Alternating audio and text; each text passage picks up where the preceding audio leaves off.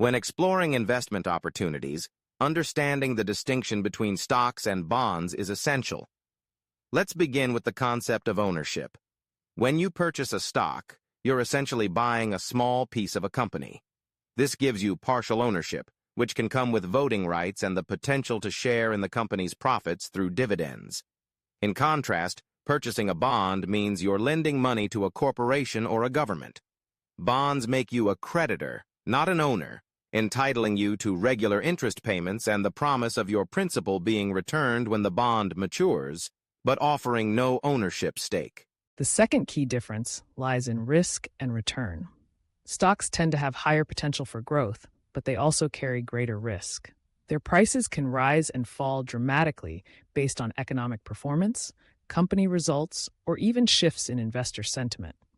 While this means the rewards can be substantial, significant losses are also possible. Bonds, on the other hand, are generally considered safer investments. They provide fixed payments at regular intervals, making them more predictable. However, this safety comes with a trade-off. Bonds usually offer lower returns than stocks, especially over the long term. Finally, let's consider the income you receive.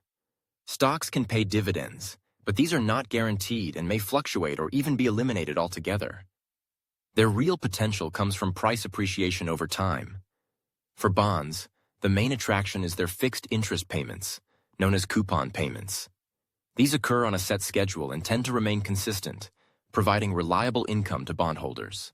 In essence, stocks offer ownership with the opportunity for higher rewards and greater risk, while bonds deliver stability and steady income through lending. Knowing these key differences can help you build a balanced investment strategy tailored to your goals.